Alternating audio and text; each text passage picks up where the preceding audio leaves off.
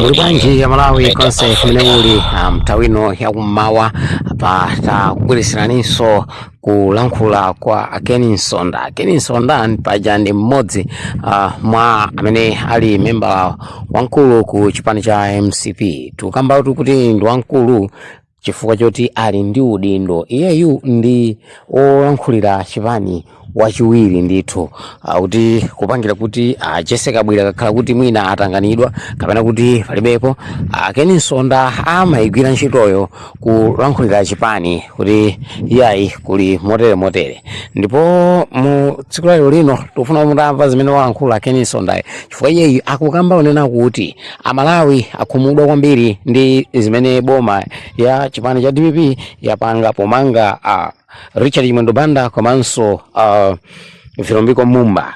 Nsonda akunena kuti pa milandu imene yatsekulidwa ku mabwalo amenewa akusonyeza kuti anthuwa alibe milandu enieni ayi. Boma ikukanika kubweresa milandu yoyenerera kuti munthu akhoza kumangidwa nayodi chifukwa zomwe amamangira anthuwa kuti sizikukwanira kutchedwa kuti ndi milandu. Mlandu mmene awamangira Richard Chimwendo Banda ndokhudzana kuti iwowa amafuna kupha ndithu makamaka mkuluja amene kuti Frank Chiwanda komanso kulinso uyu Vilombiko Mumba wamangidwa chifukwa pa 18 September anazalankhula mawu onena kuti we got it. Ndipo mwamenewa ndi amene amupangitsa kuti Mumba mtsiku la lero lino akapezeke kuti ali mchitokosi ndipo wagona momwemo. Apa tiyeni ndithu mumve zimene walankhula Nsonda ameneyu kuti inuyo ngati Malawi mugwirizana nazo kapena ayi. Tamverani izi ndipo pangani subscribe, share, comment pamene tikuyendera limodzi kupasana ma update mmene zikuyendera zilizonse mdziko lathu muno. Ndizoona ngati chipani titakusimikiza kuti amene anali running mate wa chipani chathu cha Malawi Congress Party nthawi ya zisankho zangopita za September 16, 2025 engineer Vilombiko Mumba awamanga ndipo ali ku polisi ya ku area 18 kulingazi. Ndinapita kuonana nawo ndipo monga mmene maonera atulankhani pa masamba ya michezo mlandu umene awatsegulira ndi mlandu osekesa omfesa chisoni komanso mlandu umene Amalawi ambiri akudabwa. Msachiziwikire kuti apa palowa ndale. Akuti nthawi imene tinali mkatikati moyembekezera kulengezedwa kwa zisankho za September 16, 2025 ife ngati achipani tinapanga press conference kuno ku chipani ku headquarters. Ndipo mutu wa press conference yo unali kuti we got this. Tapena kuti ichi tachipeza. Ndiye nzomvesa chisoni kuti pa warrant of arrest pali ya Vilombiko Mumba nda Jessica Bwira. Press briefing manager sana pange a Vilombiko Mumba sana pange a Jessica Bwira. Chidapanga ndi chipani. Ndi chimene chinapanga press briefing. Ndengati a DPP akuona kuti munali mawu ena amene sana include bwino. Atenge nick members tonse a chipani cha Malawi Congress Party. Atenge ma supporters atu onse, ma members atu onse a Malawi Congress Party. Chifukwa chipani ndi chimene chinapanga press conference manager sana la Mumba sana la Jessica Bwira. Ndipo tauza DPP kuti ngati akuganiza kuti atha kuchimaliza chipani cha Malawi Congress Party pomanga atsogoleri ayiwale.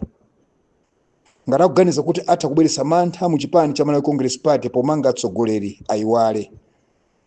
Kunjaku Amalawi akuyembekezera zimene iwo analonjeza kuti akalowa mboma awachitira. Amalawi akuyembekezera alandire sugar wochipa mtengo, alandire chimanga cha ku Zambia, alandire fertilizer wochipa mtengo. Amalawi akuyembekezera kuti mafuta azipezeka. Amalawi akuyembekezera ndalama za kunja zipezeka. Amalawi akuyembekezera kuti skulu ana asamalipire mafizi. Ngakhale ku boarding ana asamalipire mafizi. Amalawi akuyembekezera kuti awathandiza sono izi zoti apereke mantha pakati pa atsogoleri a chipani kapena Amalawi, kuti momwe Amalawi afunse zimene analonjeza apereke mantha zimenezo sakwanilisa. Chifukwa chipani cha Malawi Congress Party ndi chachikulu, chipani ichi nchokhazikika, chipani chisi cha banja, chipani chisi cha fuko, chipani chisi cha dera, ndi chipani cha Amalawi. Zimenezo sakwanisa ngati akufuna kuthana ndi chipani cha Malawi Congress Party.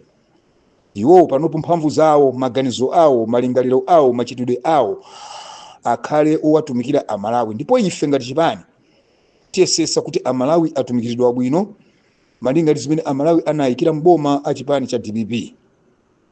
Chisankho china chili 2030, ndipo ngati akuganiza kuti akatero athana ndi Malawi Congress Party akunama. Ngati akuganiza kuti akatero athana ndi atsogoleri a Malawi Congress Party akunama.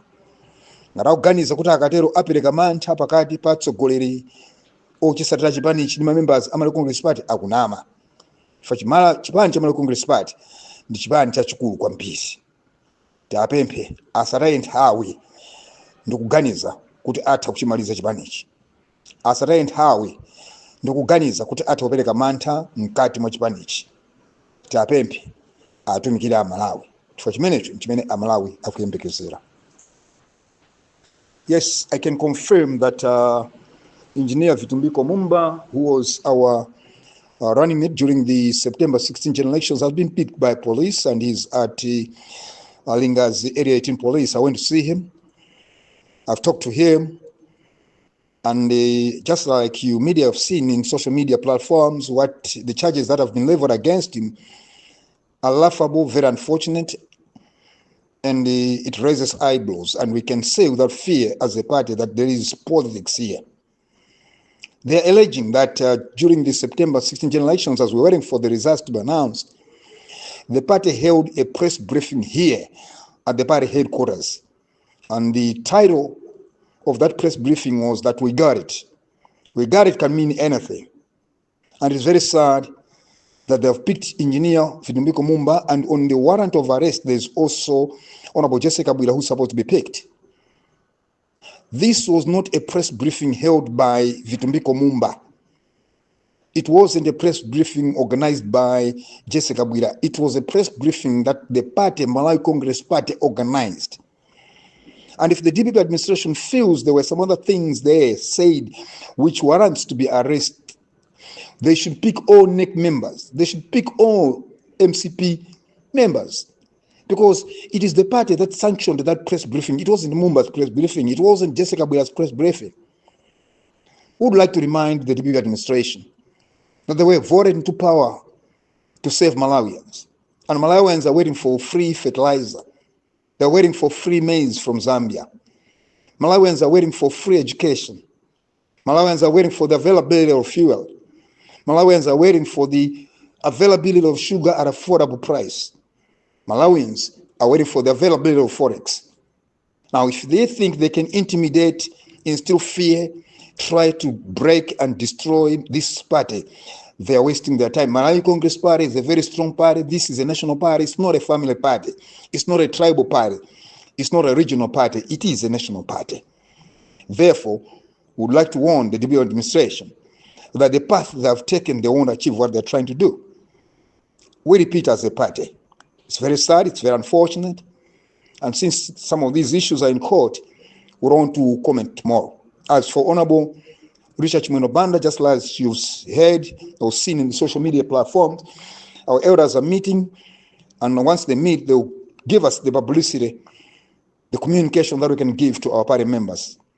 But I can also confirm that he's been called and he surrendered himself at Area 30. So whatever outcome that comes from there, we'll be able to communicate to our party members. But we repeat as a party once again, that press briefing was not organized by Vitumbiko Mumba. It wasn't organized by Jessica Bwira. It was the Malawi Congress Party that organized that press briefing. Now, if the DPP administration feels that there were some treasonous elements or there were some words that were said to warrant an arrest, they should arrest all MCP NEC members. They should arrest all MCP members, MCP supporters, MCP followers, because we sanctioned that press briefing as a party. It's very unfortunate, and we're looking forward that our courts are going to do the right thing to avoid inciting violence. Thank you. Honorable Kenneth Chitatata Nsonda, Second Deputy Publicity Secretary of the Malawi Congress Party, thank you for your questionnaire. And this statement, take it, it is coming from the Malawi Congress Party. Thank you. God bless you.